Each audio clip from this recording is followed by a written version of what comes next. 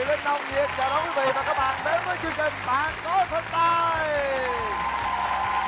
Thưa quý vị, chúng ta đã đến với gala đầu tiên rất là hấp dẫn giữa các đội xuất sắc nhất. Còn gala lần 2 này sẽ là một gala rất đặc biệt thưa quý vị. Chúng ta chào đón khán giả trong ngày hôm nay và ban giám khảo chuyên môn. Ủa sao không có ai trơn vậy? Có điều gì đặc biệt đây quý vị? Xin mời quý vị đến với những hình ảnh sau đây. Bạn Có Thực Tài mùa thứ 3 quy tụ dàn giám khảo quen thuộc đã góp phần tạo nên màu sắc riêng cho chương trình với đạo diễn Lê Hoàng. Phải tìm cái từ khen gì cho nó khác cái khen trước. Lê Hoàng 7,5, 7,5. Lê Hoàng 8, 7,5. Lê Hoàng 8. Lê Hoàng 7,5. Tôi thấy con 10 của Lê Hoàng tôi thấy rất là lạ. Lê Hoàng ít khi nào cho đến 10 và trái tim Lê Hoàng hình như là ít rung động lắm. Anh khóc kìa. Khóc đấy. Khi một tác phẩm đã làm bạn rung cảm thì bạn không cần phải mang lý luận ra để mà phân tích nó. Nghệ sĩ Minh Nhí. Hồi nãy giờ con làm rất duyên dáng. Khi con đã nhập vô cái vai rồi là con không còn ngơ ngác nữa. Con đạp nát mấy con này khác hiểu không? Ca sĩ Phương Thanh. Lady, can't you see me, my heart belongs to you. Phải sâu như vậy nữa. Và diễn viên Cát Tường. Hay quá con ơi. Cái thần thái của hai anh em con chuyên nghiệp y như người lớn. Mấy cái đoạn mà lắc đầu cái động tác tụi con chắc lắm. Bên cạnh đó là sự góp mặt của những nghệ sĩ nổi tiếng trong các lĩnh vực. Nghệ sĩ Chí Trung, kiện tướng dance sport Khánh Thi, Phan Hiển, ca sĩ Đoan Trang, Nu Phước Thịnh, Ái Phương, Hồ Quang Hiếu, Vi Oanh, nhạc sĩ Lê Quang, Vũ Cát Tường, nhà báo Minh Đức và đạo diễn diễn viên Việt Trinh, Dương Cẩm Linh. Cho em một đóa quỳnh, quỳnh thơm hay môi em thơm. Khi con bước ra với cái hình dáng bé nhỏ đó thì cô xúc động không biết bao nhiêu hơn ngàn lần. Phải nói là mẹ con là một người phụ nữ rất là hạnh phúc. Lần đầu tiên tôi ngồi ở đây tôi hồi hộp quá. Tôi không hiểu là tôi có thực tài không mà được vô đây. Tôi cũng hay nói chơi á, ban giám khảo không làm được gì mới ngồi làm ban giám khảo. Ôi soi. Và trong đêm gala hôm nay, thị diện trên ghế nóng với vai trò ban giám khảo khách mời đặc biệt sẽ là ai? Mời quý vị cùng đón xem. Đó là những hình ảnh rất là quen thuộc trong những mùa của Bạn Có Thực Tài quý vị. Ai cũng dễ thương cả, ai cũng cá tính cả. Tất cả họ đến đây bằng cả trái tim với nghệ thuật để họ có thể chia sẻ những kinh nghiệm với những tiết mục. Và một trong những số gương mặt đó sẽ xuất hiện ngay bây giờ. Xin mời đạo diễn Lê Hoàng, ca sĩ Phương Thanh, biên đạo Johnny Huy Trần. Lời đầu tiên thì tôi phải cảm ơn Huy Trần đã đến đây. Bạn cảm nhận thế nào về không khí nóng bỏng của trường quay Bạn Có Thực Tài? Hôm nay John Huy rất là vui vẻ. Mình rất là hào hứng vì đây là lần đầu tiên mình tham gia cái chương trình này. Bạn có thể biểu diễn một vài động tác hấp dẫn đầu tiên để tặng cho khán giả tại trường quay hay không?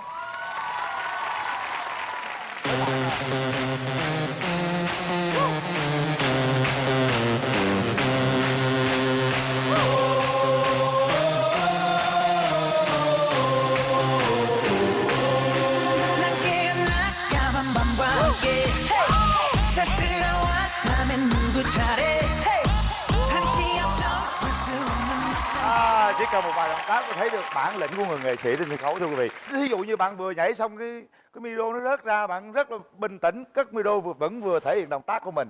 Người rất quen thuộc chúng ta, ca sĩ Phương Thanh.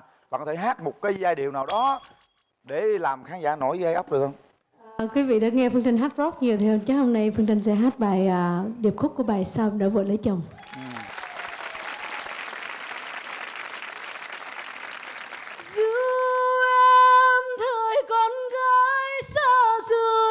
Còn đâu bao đêm trong xanh tắt gầu sòng vui bên anh. Dù em thời con gái kiêu xa, em đố ai tìm được lá diêu bông em xin lấy làm chồng. Dù em thời thiếu nữ xa rời, mình anh lang thang muôn nơi đi tìm lá cho em tôi. Thương em thời con gái hay quên, anh thương em tìm được lá diêu bông sao em nỡ vội lấy chồng.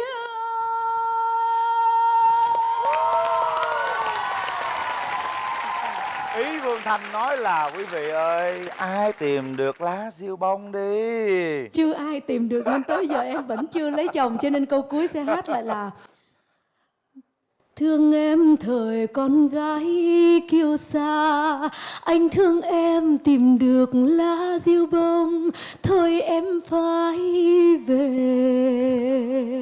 lấy chồng. Cảm ơn Phương Thanh rất là nhiều. Còn Lê Hoàng thưa quý vị, hồi nãy quý vị xem đoạn video clip vừa rồi đó, thấy anh Lê Hoàng 7,5 điểm, Lê Hoàng 7,5 điểm, Lê Hoàng 8, Lê Hoàng 8, 8,5, 9, chỉ con cây 10 thôi. Có những người khán giả nói anh Lê Hoàng khó quá, rồi có khi lên mạng bình luận rồi có một vài cái viên đá nhỏ nhỏ ném vô đó. Vậy thì anh có đêm nào anh nằm anh suy nghĩ, anh trăn trở điều đó hay không Hoàng?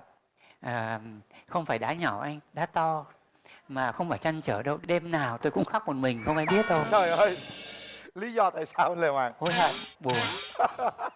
Quý vị biết không, trong một cái game mà ai cũng dễ hết như Phương Thanh với Minh Nhí hoặc là bà Bụt đó, thì cái game không, nó chỉ là một chiều của dư luận thôi, thì cái game nó sẽ không hot. Nhưng mà cái người mà can đảm hy sinh mà đóng vai ác như anh Hoàng hay là Cát Tường không phải dễ. Bởi vì là ai cũng phải giữ hình tượng, và nếu càng có hình tượng thì kiếm ăn nó mới ngon. Như anh Lê Hoàng là Phương Thanh rất là nể, bởi vì cái sự hy sinh của anh Hoàng, cái hy sinh rất là nhiều. Ở ngoài ném đá sao Phương Thanh không biết, nhưng mà như Phương Thanh đây là rất kính trọng anh Lê Hoàng. Thôi chúng ta phải hiểu cho giám khảo thưa quý vị, có những cái điều rất là khó nói, không ai dám nói, chỉ có Lê Hoàng dám nói thôi. Thanh yêu Trần, bạn có dám nói sự thật khi bạn xem một tiết mục nào đó, hay là bạn sợ rằng nói ra rồi thí sinh ghét bạn, rồi khán giả ghét bạn hay không? Thì thực ra mỗi lần em làm việc giám khảo thì em luôn luôn nói cái sự thật. Nếu mà em thích thì em nói em thích, nếu mà em không thích thì em cũng nói không thích. Và hôm nay em thấy cũng bớt áp lực rồi, tại hôm nay hình như mình không phải là Ác nhất, là người ác nhất. Chúng ta cho một tràng pháo tay dành cho cả ba giám khảo thưa quý vị. Mời các giám khảo về vị trí của mình. Đó là những gương mặt của ba giám khảo chuyên môn. Còn nữa đúng không quý vị? Còn vài gương mặt nữa chúng ta chưa nhìn thấy xuất hiện. Mời chúng ta cùng theo dõi. Bạn có thật sai.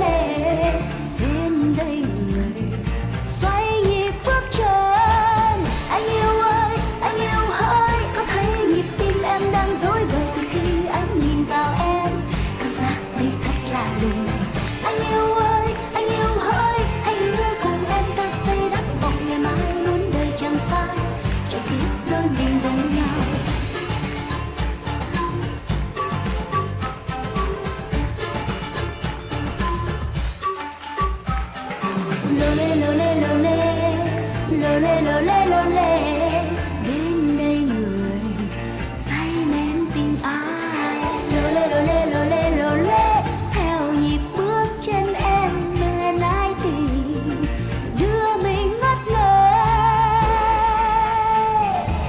Anh yêu ơi, anh yêu hỡi, có thấy nhịp tim em đang rối bời từ khi anh nhìn vào em, cảm giác ấy thật lạ lùng. Anh yêu ơi, anh yêu hỡi, đến đây bên em mình sánh đôi ta xây đắp một ngày mai, chẳng kiếp không hề nhạt phai.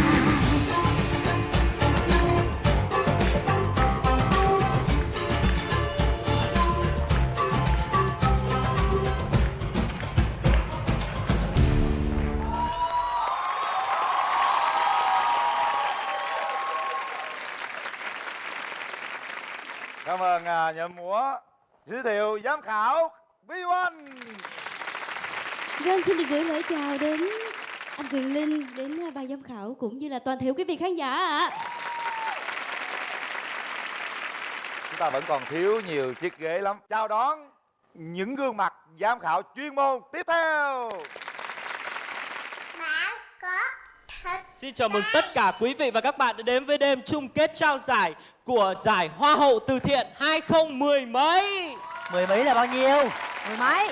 Ai không biết 2016 nhưng mà nói mười mấy cho nó bí ẩn. Và bây giờ xin mời quý vị cùng dán mắt về sân khấu. Chúng ta chào đón top 5.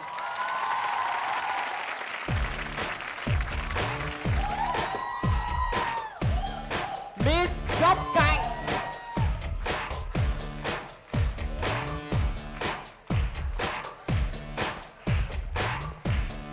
Miss Tim Tím, Miss Băng Giá, Miss Bóng Đêm lập lòe, Miss Công viên Đầm Sen. Và kính thưa quý vị, ông bà xưa có câu trong đầm gì đẹp bằng sen, gà cùng một mẹ chớ hoài đá nhau. Chớ hoài đá tôi. Và bây giờ tôi sẽ công bố top 3 của cuộc thi. Top 3 của cuộc thi năm nay thuộc về những thí sinh có cánh. Có cánh. Chị em có cánh chị. Trời ơi, màu đen rồi cánh. Chị em đâu? Xem ra chương trình này có một sự sắp đặt không hề nhẹ. Hèn chi xin có cái cánh hoài mà không cho. Vô. Và tiếp tục, đó chính là phần thi ứng xử. Em hãy kể về quá trình làm từ thiện của bản thân. Dạ, lời nói đầu tiên cho em xin kính chào quý vị khán giả, kính chào ban giám khảo ạ. Thì mỗi năm đó là tự tay của em đã gói hơn 20.000 cái bánh chưng. Và bằng chiếc trực thăng riêng của mình, em đã bay là đà khắp mọi nơi trên thế giới. Em tìm những người mà bị mắc nạn, ví dụ như là những người là bị kẹt trong khe núi nè, hay là bị lạc vào hoang đảo, hay là lên đên trên biển đó. Thì em sẽ từ trên cao em thả bánh chưng xuống để cứu đói cho họ. Còn em? Vâng, đối với em, mỗi người có một quan điểm riêng. Quan điểm của em là em không cần thiết phải tiền bạc nhiều, em phải có tri thức. Chính vì vậy, mỗi năm em bay khắp nơi trên toàn thế giới. Em bay từ nơi này qua tới nơi nọ, từ Bắc Cực tới Nam Cực để làm gì? Em tìm kiếm những đứa trẻ bị mù chữ để làm chi? Để em tặng cho nó những cuốn sách. Những cuốn sách về hạt giống tâm hồn, hoặc là vượt lên chính mình do chính anh ta Quyền Linh sáng tác. Trời đất ơi, cái gì vậy? Người ta mù chữ mà tặng sách sao ta đọc? Dạ, tặng cuốn sách cho nó có động lực nó học chữ. Ê, bộ nhưng mà đi cái đó tốn tiền lắm phải không? Trời ơi, tiền sách bao nhiêu em không biết, nhưng mà mỗi tiền mà máy bay em đi là 20 tỷ rồi đó. Trời ơi, quá dữ luôn. Còn em, thí sinh cuối cùng. Tôi đọc profile của em, tôi không hề thấy có bất kỳ một khoản chi nào cho công việc từ thiện. Vậy tôi hỏi em một câu, động cơ nào đưa em đến với cuộc thi? Dạ, động cơ. Dạ em không có động cơ gì hết. Dạ em có tấm lòng. Mặc dù em không có tiền nhưng mà em có tấm lòng của em nha. Mỗi năm á em phải đi khắp mọi nơi trên thế giới bằng cái đôi chân trần của em nè. Em vận động tất cả các mạnh thường quân nè, những nhà hảo tâm nè. Mỗi năm em tổ chức gần 100 cuộc từ thiện lớn nhỏ trên khắp cả thế giới đó anh à. Là làm con lời á. Có lợi gì? Ý tôi là em có tấm lòng. Dạ em có tấm lòng. Có lòng để xem có giải không nhá. Rồi, bây giờ tôi sẽ công bố Miss Từ Thiện 2016. Miss Từ Thiện 2016 thuộc về Miss Đầm Sen. Xin mời đại diện nhà tài trợ ra trao giải. Ủa hai bà nữa hả? Ồ, rớt hoa hậu đi bưng giải. Ồ.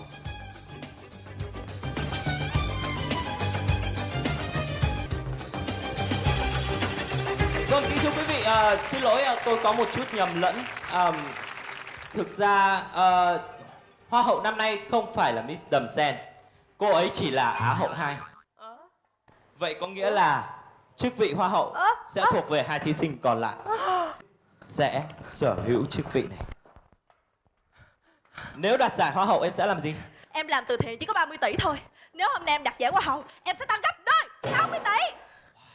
Còn em, nếu em đạt giải hoa hậu em làm gì? Dạ em làm hoa hậu. Là làm gì? Dạ em làm hoa hậu. Ý tôi là từ thiện ấy. Nếu như mà em đoạt giải thì em sẽ tăng thêm 60 tỷ nữa để em tổ chức cái cuộc thi năm sau. Dạ. Thôi, bây giờ không làm mất thời gian của quý vị, tôi sẽ công bố Hoa hậu Từ Thiện 2016. 10, 9, 8. Dài quá. 3, 2, 1. Tân hoa hậu thuộc về cả hai. Cả hai.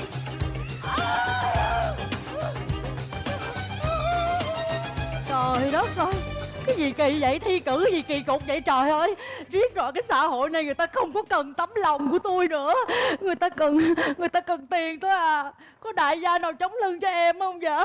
Đại gia ơi, đại gia Lương Hoàng ơi, cứu em với. Trời ơi, tiền.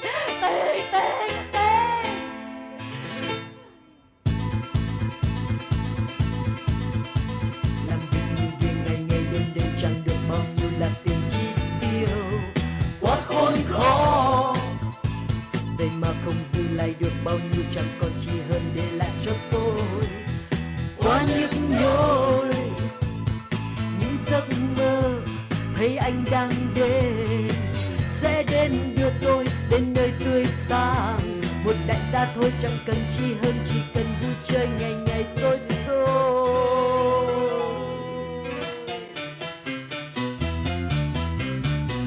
Money, money, money như là chuyện chơi trong nhà những kẻ giàu.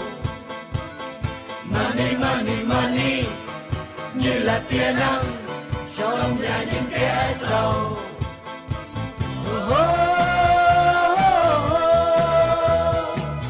Sẽ chẳng phải ưu phiền thêm nếu như được một ít tiền trong đó, trong nhà những kẻ giàu.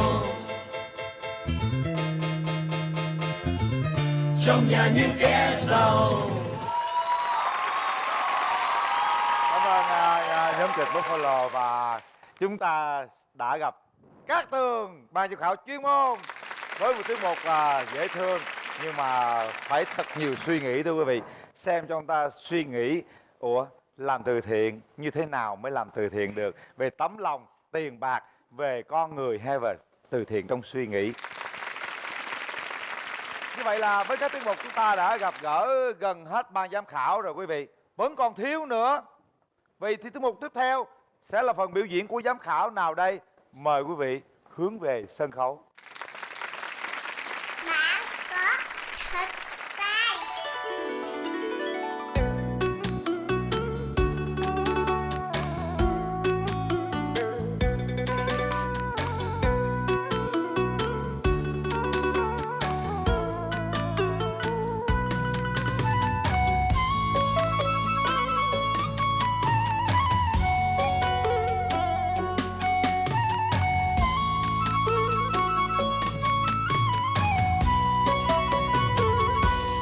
Cùng mặc bóng trên rừng Trường Sơn, hai đứa ở hai đầu xa thẳm.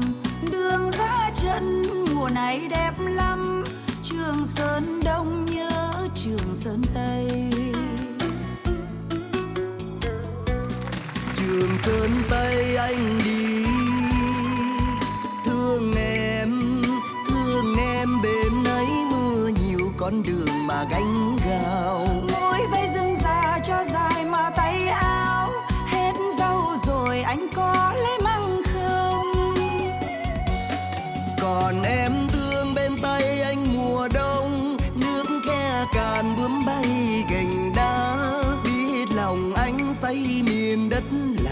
là chắc em lo đường chắn bơm thu. Anh lên xe trời đổ cơn mưa, cái gạt nước xua đi nỗi nhớ. Em xuống núi nắng về rực rỡ, cái nhanh cây gạt mỗi riêng tư.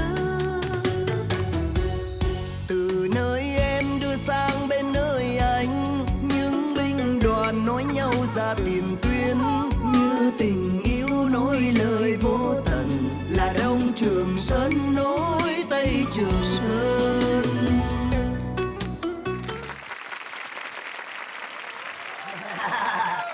Cảm ơn, cảm ơn. Hôn đi, hôn đi, hôn đi, hôn đi, hôn đi, hôn đi, hôn đi, hôn đi.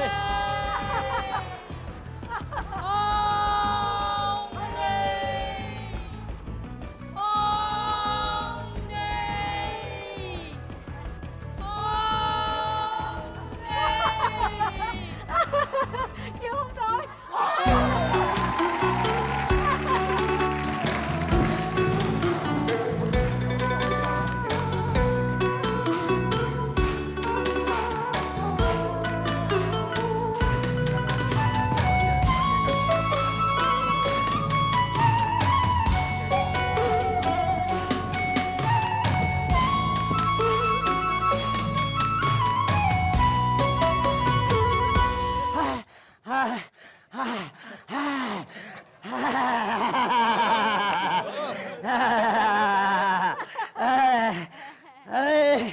Cảm ơn nha, cảm ơn.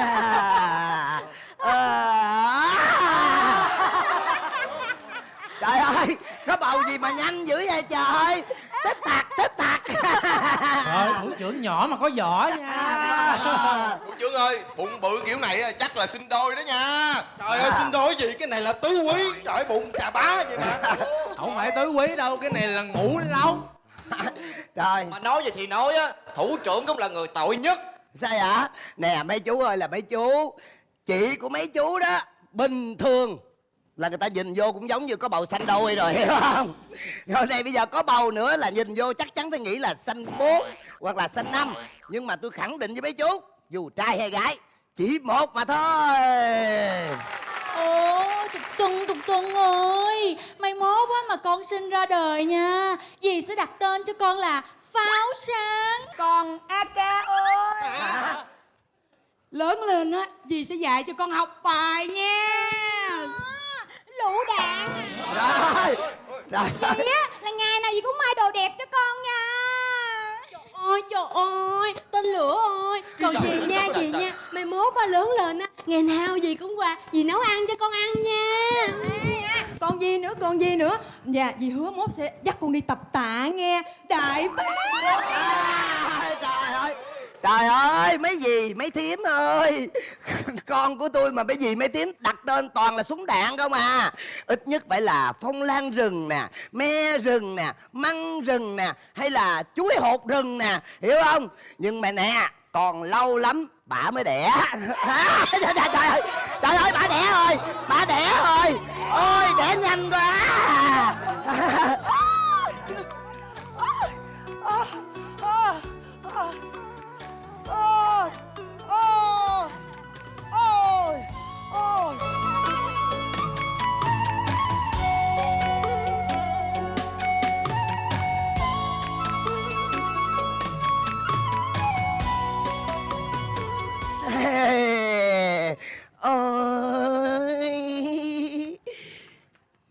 Wow. Ôi, đẻ nhanh quá, bé lớn nhanh như thổi. Đơn giản thôi, bởi vì á mình là con cháu của thánh giống mà, đúng không con? Thủ trưởng nói đúng quá, đẻ chỉ một mà thôi. Đó. Ủa mà thủ trưởng, hồi nãy em nhớ là bụng chỉ bự lắm mà, đáng ra phải sinh đôi á, sao có một đứa một vậy? Sinh đôi cái gì? Tứ quý. Chị coi còn sót đứa nào không trọng chị? Ôi trời. Không có đâu, chắc chắn là còn sót đó chị. Cái này phải ngũ long mới đúng. Nhìn đi, bụng chỉ còn bự chảng rồi. Nhưng mà nói gì thì nói á, thủ trưởng cũng vẫn là người tội nhất. Hùng hạp quá trời luôn mà đâu có miếng lời nào cho mình đâu. Lời sao được mà lời. Bé giống mẹ y đúc luôn, bự y chang mẹ luôn. cao à, gần bằng cha luôn. Ủa thì cái điều đó là tất nhiên rồi. Tại vì thủ trưởng của tôi là gen trội mà. Đúng rồi, một bên đó là gà tre, một bên là gà đông tảo, làm sao mà hỏng lời được. Một bên đội trưởng của tôi là chấp 2. Bậy, chấp 3 mới đúng. Chấp hết. Nghe mấy gì nói không? Em nghĩ sao? Em đồng ý với ý kiến của mấy dì, em chấp hết. Trời ơi, như vậy thì bên mình chấp nhận. Trên rừng Trường Sơn, hai đứa ở hai đầu xa thẳm. Đường ra chân mùa này đẹp lắm. Trường Sơn Đông nhớ Trường Sơn Tây. Trường Sơn Tây anh đi, thương em đêm ấy mưa nhiều con đường mà gánh vào. Núi bay rừng già cho dài mà tay áo, hết dâu rồi anh có lấy măng không? Còn em thương bên tay anh mùa đông, những khe càng bướm bay gành đá. Biết lòng anh say miền đất là chắc em lo đường chắn bơm thu. Anh lên xe trời đổ cơn mưa, cái gạt nước xua đi nỗi nhớ. Em xuống núi nắng về rực rỡ, cái nhành cây gạt mỗi riêng tư.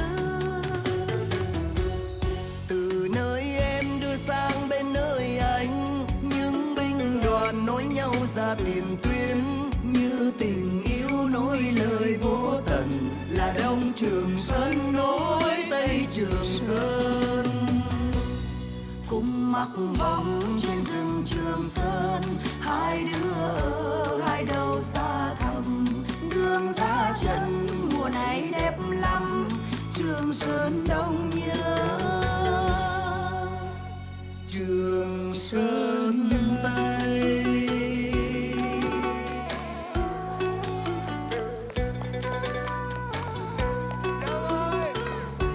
Ba ơi đi con.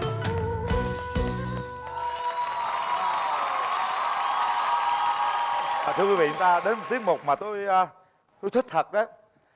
Vừa dễ thương, vừa hay mà vừa cảm động. Những cái hình ảnh các chiến sĩ ngày xưa như thế nào, những cái tình yêu của họ như thế nào, lúc mà họ khai hoa nở nhụy thế nào. Và đặc biệt là hôm nay tôi rất vui khi thấy mà cả nhà của Hồng Vân biểu diễn ở đây, thưa quý vị. Của chú Linh hỏi chút xíu đây, Bí Ngô, con gái của Hồng Vân. Theo con là đại bác hay là lựu đạn hay là gì pháo sáng gì đó con? Tên lửa. Con thích tên gì? Dạ Bí Ngô. Bí Ngô. Vậy mà mấy cái cô lại đặt là lựu đạn pháo sáng. Còn một người nữa, lâu quá chú Linh không gặp con TV. Trước tiên là con xin được kính chào quý vị khán giả hôm nay đến xem đài.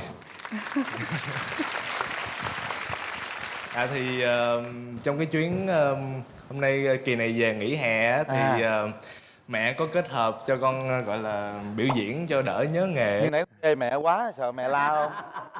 Mẹ chế con miếng. Ủa vậy hả? Trời. Không có đâu, chắc chắn là còn sót đó chị. Cái này phải ngủ lông mới đúng. Nhìn đi, bụng với còn bự chảng à. Con đi học cái gì vậy TV? Con học đạo diễn điện ảnh. Sau này sẽ nối nghiệp mẹ với bà Lê Tuấn Anh ha. Một tiết mục hết sức là sôi động thưa quý vị. Cảm ơn các bạn rất nhiều. Đó là phần trở lại rất đặc biệt của ban giám khảo thưa quý vị. Còn bây giờ xin mời quý vị đến với những tiết mục xuất sắc mùa 2. Mời quý vị đến với phóng sự sau đây.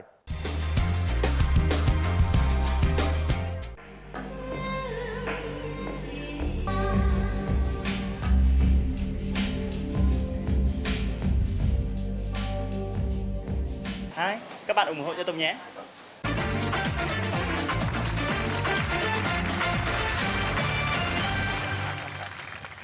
Dạ, em chào anh Quyền Linh. Chào Lê Xuân Tùng. Một chàng trai rất lâu rồi, tôi nhớ rằng lúc đó bạn làm tòa he đó. Thú vị lắm, những cái hình ảnh mà bạn làm á vẫn còn động lại trong tôi. Ha.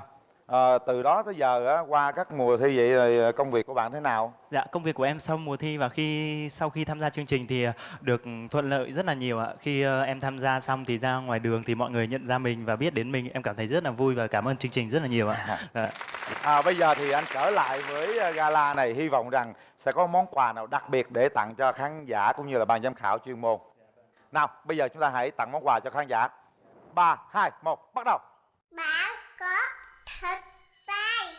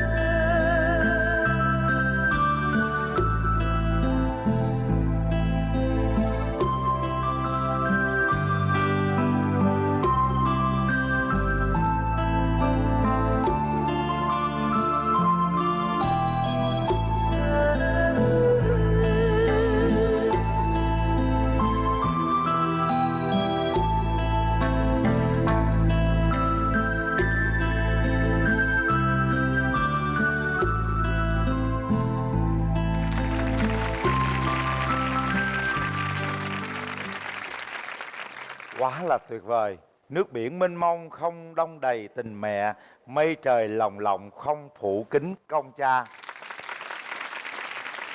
Một hình ảnh rất là quen thuộc làm lay động biết bao nhiêu trái tim. Và có cả chữ nữa quý vị, cha mẹ. Sơn Huy Trần, có lẽ lần đầu tiên tham gia chương trình này bạn cảm nhận như thế nào? Dạ thì lúc nãy lúc bạn bắt đầu làm đó thì anh cũng nhìn chị Phương Thanh và nói là ô như này thấy hai con người thôi. Và lúc em quay lại đó thì anh rất là bất ngờ vì mới thấy ra cái từ cha mẹ. Wow, em thực sự tuyệt vời.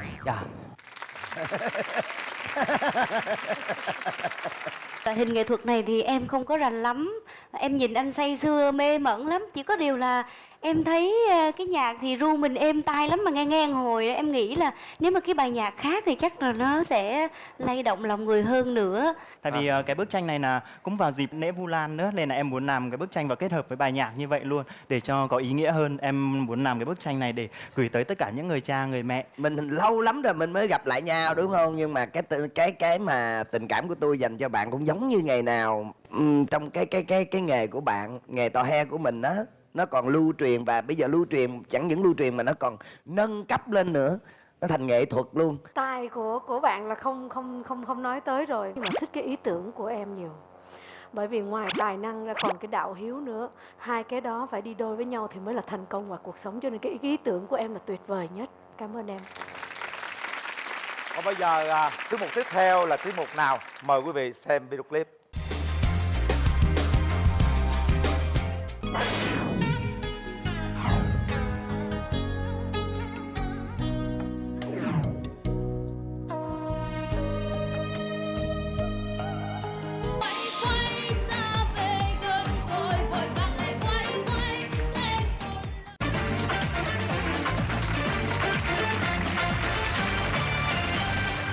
Rất vui được chào đón anh Trường trở lại với sân chơi Bạn Có Thực Tài.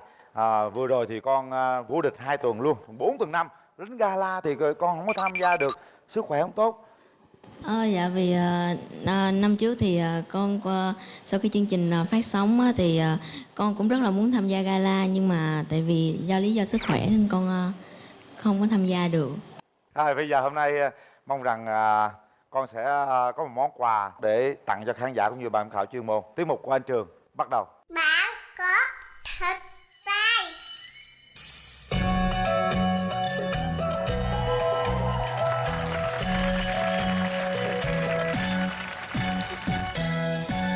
Non nước tình ba miền xinh đẹp quá, từ những câu hò yêu nhạc thành bài ca. Ngày vui em đến thăm Hà Nội, gió chiều hiếm vang bóng thời xưa. 36 phố phường nắm cửa cổ kính, về đất quan họ hát mừng ngày hội liên. Ngẩn ngơ như bức tranh tuyệt vời, ngắm vịnh Hạ Long ngày chùa Hương.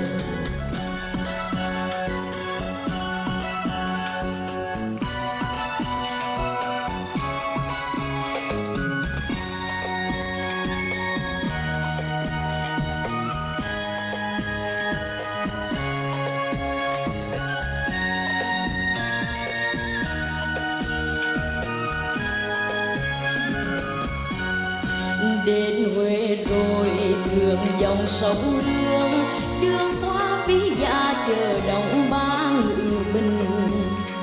Thăm lăng di tích thăm thiên mụ, tóc thề chậm vải nghiêng nón qua trang tiền.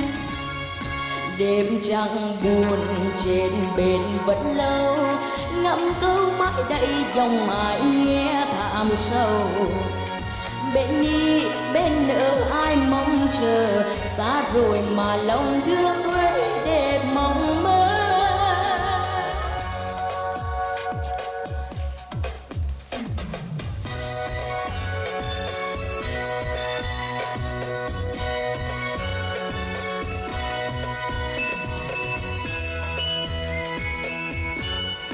Về Sài Gòn đọc qua lịch sử, từ lúc khai quang xuống biển lục tình xưa, cho hôm nay tương lai thêm sáng ngời, làm khách muôn phương đến rồi không nỡ đi. Đèn Sài Gòn ngọn xanh ngọn đỏ, thành phố xa qua suốt từ 3 thế kỷ qua. Giang đôi tay qua môi em đón mời, cùng với năm châu Sài Gòn hòn ngọc chiên đông. Giang đôi tay qua môi em đón mời, cùng với năm châu Sài Gòn hòn ngọc chiên đông.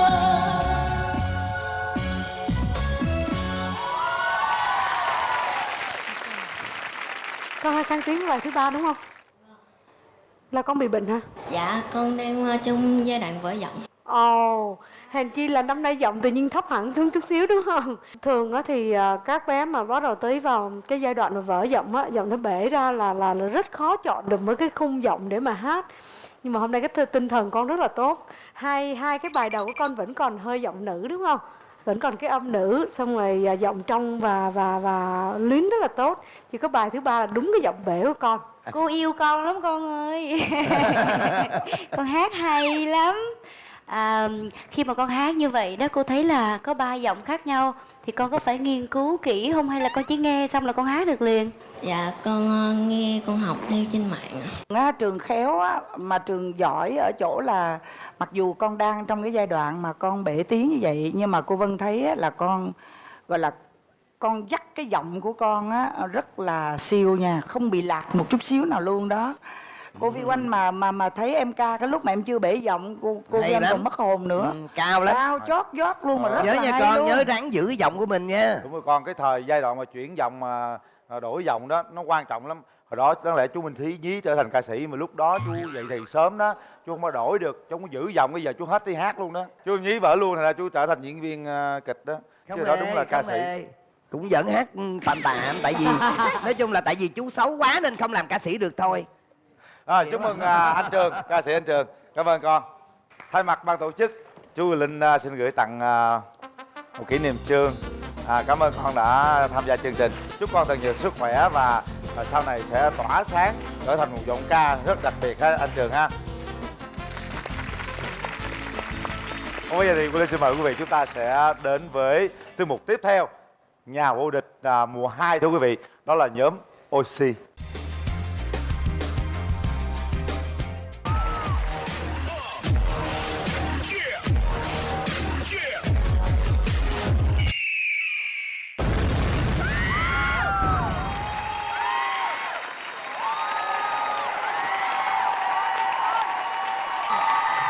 Nhóm Oxy 51 điểm là chủ nhân của giải thưởng 100 triệu đồng.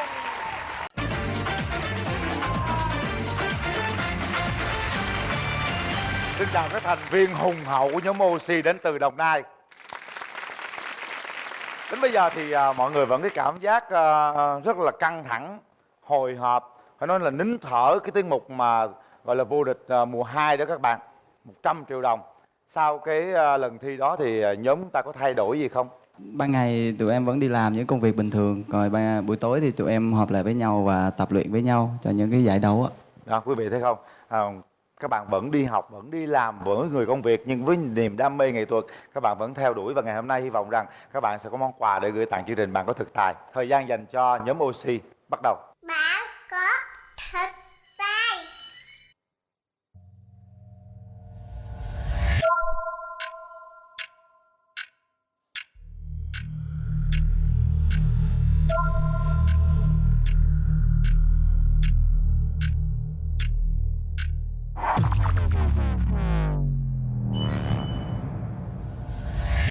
Omar, drop it.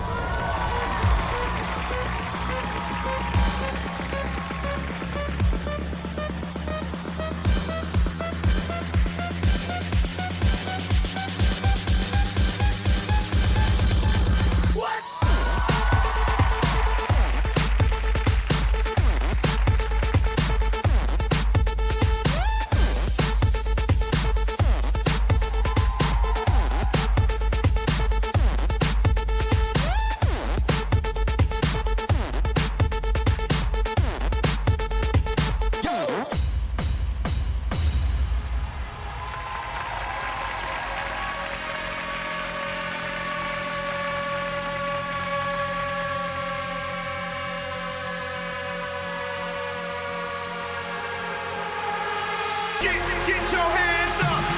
Get your hands up. Get your hands up. Get your hands up. Get your hands up. Hands up. Hands up. Hands up. Hands up. Get your hands up.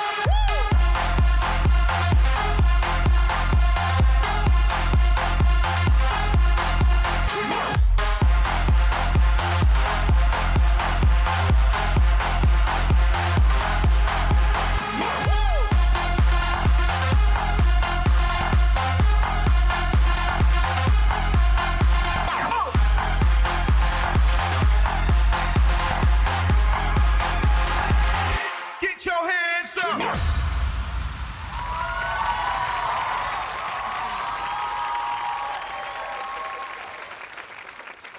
Hôm nay thì chúng ta thấy rằng có biên đạo rất là giỏi, nổi tiếng John Huy Trần. Bạn có thể đưa ra những cái cảm nghĩ và nhận xét, những cái chia sẻ kinh nghiệm cho lớp đàn em. Thì đầu tiên anh muốn nói anh rất thích cái chất của các em trên cái sân khấu này và trong cái bài của tụi em. Hồi nãy ai là người phải lên và xoay và xoắn, ai ạ?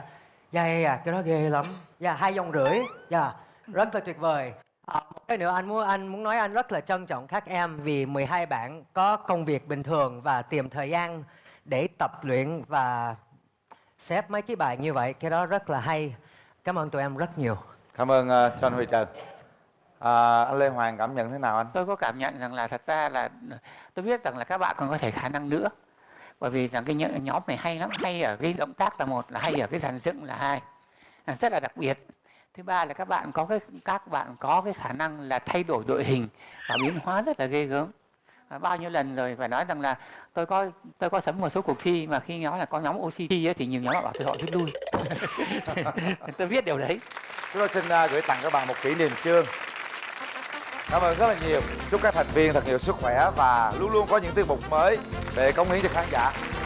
Cảm ơn Oxy. Đó là những tiết mục tham gia biểu diễn thôi quý vị. Bây giờ chúng ta sẽ đến phần quan trọng. Đó là cuộc tranh tài những tiết mục xuất sắc mùa 3. Tìm nhà vô địch mùa 3, 100 triệu đồng đó quý vị. Chúng ta sẽ đến với những tiết mục sau đây. Xin mời quý vị chúng ta cùng theo dõi đoạn phóng sự. 14 tập vòng loại, 98 tiết mục với nhiều thể loại khác nhau. Âm nhạc, biệt tài, xiếc ảo thuật, nhảy múa và những gương mặt xuất sắc các tuần. Phú Minh Tuân, chàng thợ may hát nhạc tình. Trời ơi, anh phải dùng một từ là phê. Vô địch tuần 1, Minh Quang, Minh Nhật, hai anh em soái ca nhí. Cái phong thái của hai con diễn y như là những ảo thuật gia chuyên nghiệp. Vô địch tuần 2, Compact Team, những con chim nhảy múa. Mỗi bài nhảy là một nội dung. Hay chứ còn gì nữa. Hay là sao? Thứ nhất á, là tiết mục có nội dung và nội dung đấy làm cho một người ngoài hiểu được. Vô địch tuần 3 và 4, Trần Minh Khang, cậu bé 12 tuổi tài năng. Con làm chú rất là bất ngờ bởi vì là chú biết con thì nhảy tốt nè, đẹp trai nè, diễn xuất tốt. Chú bất ngờ hơn bởi vì là con còn một cái tài lẻ khác, đó chính là hát nữa. Vô địch tuần 5 và 6, Spider, nhóm nhảy cổ động có số lượng thành viên đông nhất mùa 3, 25 người. Tiết mục các bạn nó sống động nhưng nó không có nhuyễn từ đầu đến cuối. Cái tiết mục này làm cho em cảm thấy là mình trẻ lại. Vô địch tuần 7 và 8, nhóm anh em, cặp đôi khiêu vũ thể thao dance pop nhí. Những cái động tác tụi con rất là dứt khoát. Hình như là kỳ này về trở lại là lợi hại hơn xưa. Vô địch tuần 9, Dạ sáng con đi cắt Thần Đồng An Khang, 4 con tuổi. đẹp quá không dám lấy tiền. Thì khả năng thứ nhất là rất là thông minh, thứ hai là khả năng thuộc rất là cao. Cái đó là không đơn giản chỉ là thuộc đâu anh. Nếu thuộc mà chỉ có bắn không ra ấy, thì đúng rồi, không bao giờ qua được mắt 3 diễn viên kịch ở đây hết. Vô địch tuần 10, nhóm Tuổi Ngọc, những thiên thần nhỏ 5 tuổi. Tôi thấy có hai ưu điểm. Thứ nhất là phục trang rất là lạ. Thứ hai nữa là cái điệu múa này chọn nhạc rất hay. Cảm ơn Lê Hoàng. Vô địch tuần 11, Mystery Band, 3 chàng ngự lâm đốn tim cắt giữa giám khảo. Nói chung á là ba bạn rất là đều nha, đều ở cái tài hoa. Khi hát á rất là thoải mái, là một cái tiết mục rất là hết rồi. Vô địch tuần 12, anh cùng Tu Tiểu Long, gương mặt kép chính trong Bạn Có Thực Tài. tôi tin một ngày nào đó trên sân khấu cải lương tôi thấy bạn đóng vai Chánh. Vô địch tuần 13. Giáng Anh, ba mẹ trẻ chơi nhạc hiện đại bằng violon. Tổng thể của cái màn trình diễn nó rất là đẹp. Nó tác động đến người xem ở rất nhiều góc độ, trong đó có cả cái cảm xúc của một bà mẹ tương lai đang đứng trên sân khấu nữa. Vô địch tuần 14. 11 gương mặt này, ai sẽ là chủ nhân của giải thưởng 100 triệu đồng trong đêm nay? Thưa quý vị, chúng ta vừa đến với hình ảnh của các nhà vô địch, chỉ trích đoạn thôi mà quý vị đang mong đợi tiết mục đó sẽ biểu diễn hết, đúng không ạ? Ngày hôm nay họ sẽ tiếp tục đến đây để tranh giải vô địch 100 triệu đồng. Và bây giờ chúng ta sẽ đến với tiết mục đầu tiên. Còn gì đâu em, tháng ngày vui qua mất rồi. Và đây là một trong những tiết mục mà mình cho điểm 10 mà mình không có bị áy náy.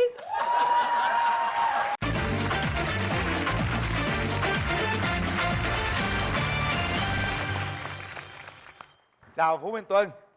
Salam ai, salam ban giám khảo, salam phi tồn tại ai tổ làm hội trường, chừng ý tại ai tổ đang mong giữ đài.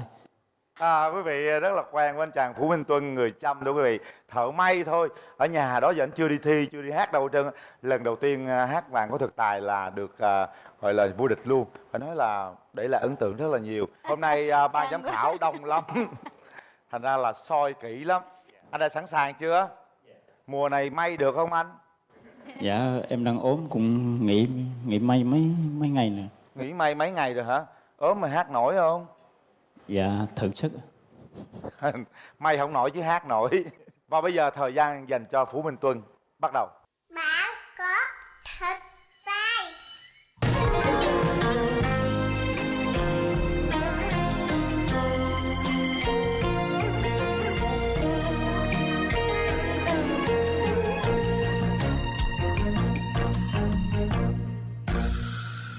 Đôi khi trường nhìn em xem dung nhan đó bây giờ ra sao, em có còn đôi má nào như ngày nào, kể từ khi vắng nhau em như tấm vải lụa đào, đêm thâu đêm giấc mộng xanh xao, anh có bề nào ai đón ai đưa.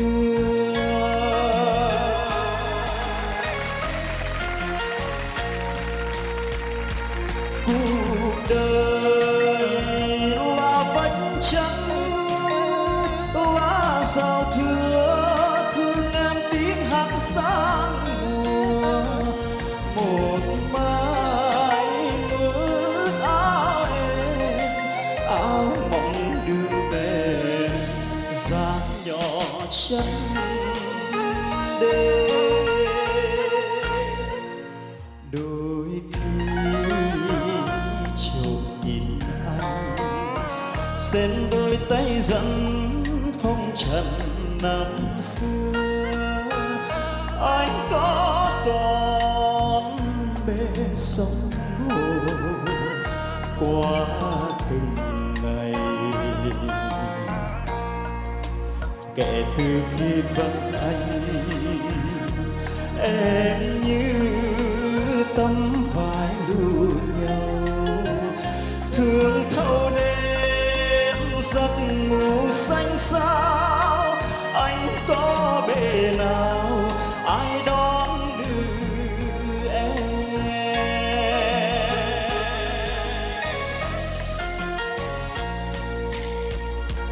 Cuộc đời là vách núi, là tường mây, quê hương nắng gió đến ngày mà anh chim vút cánh bay thầm thầm đường dài không về thăm em.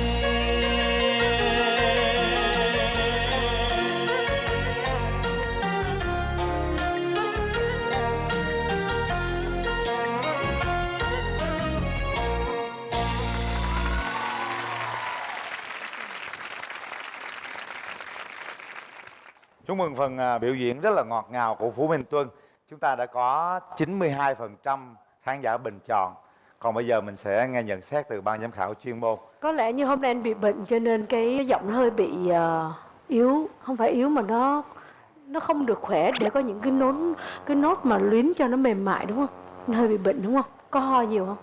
Dạ em ho, em bị viêm phổi, em ho khoảng tuần á. Ồ, cho nên là Phương Thanh nghe là biết ngay là cái chất lượng cái bài hát mà anh hát trong này nó sẽ không đảm bảo được 100% như những lần mình nghe trước, gọi là hết hồn luôn. Cho nên hôm nay Tuân đã hát với một cái tinh thần là có bao nhiêu hát bấy nhiêu, hát hết mình, và cái hết mình nó vẫn là cái nhất của Tuân. Đứng về mặt người nghe đó thì tôi vẫn cảm nhận rằng là Tuân có một cái giọng hát nó rất là riêng. Không dám nói về chuyên môn, nhưng mà khi mà tôi nghe bạn lên cao á, thì cái giọng của bạn nó dày mà nó rộng lắm. Nhưng mà hơn cái đó thì tôi cảm nhận được cái gọi là cái sự truyền cảm trong cái bài hát. Cái giọng của bạn nó mộc mạc lắm, nhưng mà tôi nghe thì tôi cảm được cái điều mà bạn muốn gửi gắm trong cái ca khúc đó. Bạn chạm được đến cái cảm xúc của người nghe. Hôm nay đối với tôi là lần đầu tiên tôi nghe bạn hát thì tôi thấy là hay. Chúc mừng bạn, bạn có một cái tài năng thiên bẩm ông trời cho bạn. Và bây giờ chúng ta sẽ có số điểm từ ban giám khảo chuyên môn. Bắt đầu. Phương Thành 9 điểm, nghệ sĩ Dân Hồng Vân 9 điểm, Son Huy Trần 9 điểm, Minh Nhí 9 điểm, Cát Tường 9 điểm, Lê Hoàng 8 điểm và Viu Anh là 9 điểm. Tổng số điểm dành cho Phú Minh Tuân là 64 điểm. Cuộc gây cấn còn căng thẳng hơn nữa bởi vì giá trị giải thưởng rất là cao, 100 triệu đồng lận. Chúng ta sẽ đến với tiết mục thứ hai, đó là nhà vô địch tuần 3, tuần 4.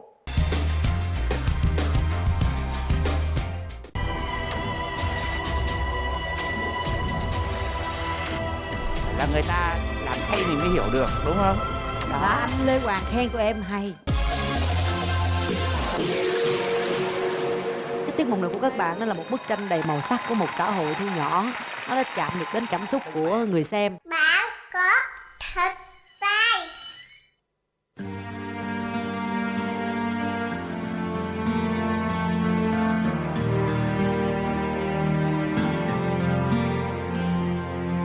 Cớ sao chẳng cắn tay em để bao phút giây này trôi vào trong giây vàng. Dù chỉ là giấc mộng, dù chỉ là hy vọng, một lần đừng quên lời em nói. I wish I wasn't there. Anh khiến mắt gió xin trong ngày, gió hẹn trong ngày. Anh khiến con nhìn ra những con trở lại xin chỉ xa chỉ xa.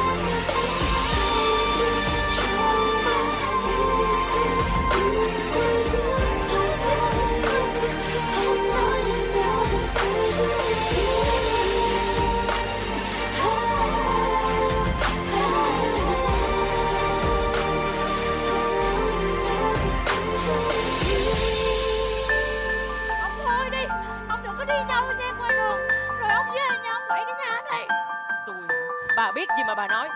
Bà chỉ là phụ nữ, bà làm được cái gì cho cái nhà này? Tôi làm cái gì thì tôi biết. Bà suốt ngày chỉ lo ăn gì và đi chơi ngoài đường. Bà làm được gì cho nhà này? Em đi không em đi, tôi Bà mệt mỏi rồi. Bà sinh đôi à? Đứa thì ốm o gầy còm, người không ra người, ngợm không ra ngợm. Ông biết gì hôm nay là ngày gì không? Hôm nay là ngày sinh nhật con của mình đó. Nó có giống con người không là làm sinh nhật. Ông nói gì mà coi được hả? Nó cũng là con mình mà, ông thôi đi. Nó là nỗi ô nhục cho tôi và cả cái nhà này. Thì bà cứ ở lại với nó đi.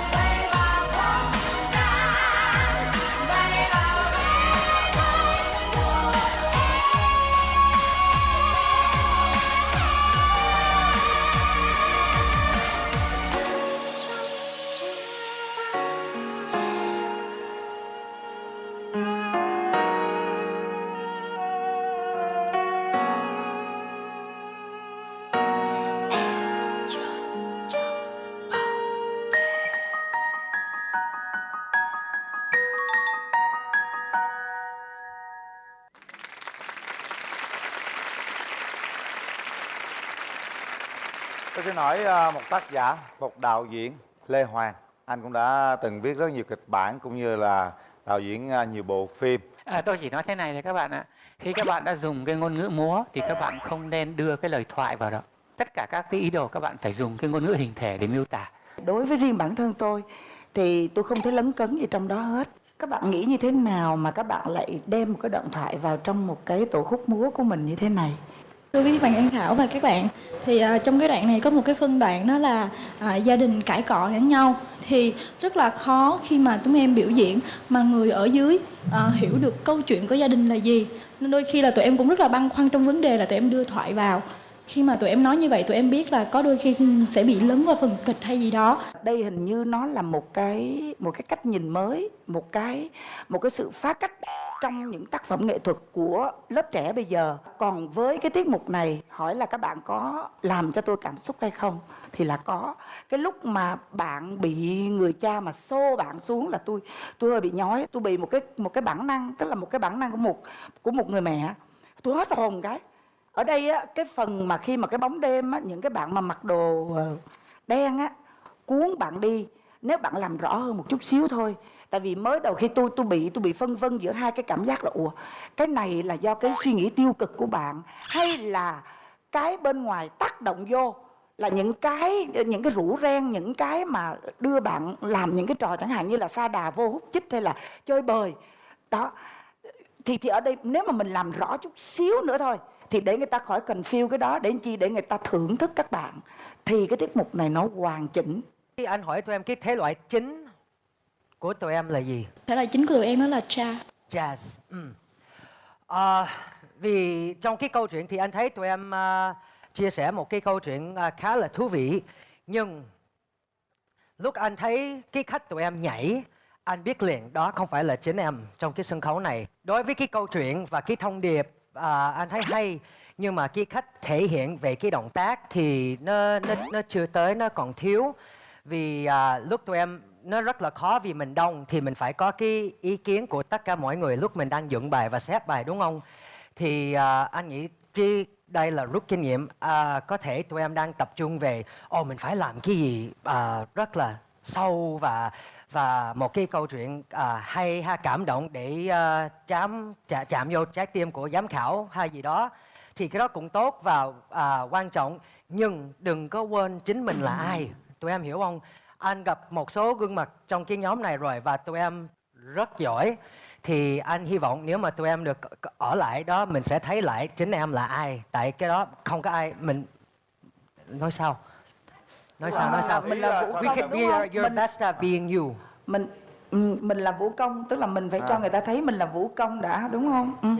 Riêng tôi thì tôi thấy vậy nè, tại vì các bạn làm mấy cái tiết mục lần trước á, là có câu chuyện kịch và các bạn cứ đem cái kịch tính vào thì nó sẽ có cái hấp dẫn để người ta coi. Tuy nhiên các bạn phải múa cái sở trường của mình là một ha. Cái thứ hai là các bạn có quyền đem thoại kịch vô nhưng đừng bị dài quá. Và trong quá trình thoại kịch đó các bạn có thể là kết hợp với những cái động tác của những cái diễn viên phụ thành một cái bài múa, thì người ta sẽ không thấy lòi cái kịch ra. Và có nhiều khán giả như anh Hoàng thì người ta không chấp nhận, nhưng có nhiều khán giả như tôi và cô Hồng Vân thì người ta chấp nhận. Và nhất là tôi cảm thấy cũng không có gì lấn cấn cả. Tại vì bây giờ các bạn trẻ bây giờ có thể phá, có thể sáng tạo, và có những cái sáng tạo mới của các bạn có thể mấy người như tụi tôi không chấp nhận, nhưng cái đó là cái bước đi mới để có nhiều cái sáng tạo hơn, hay hơn.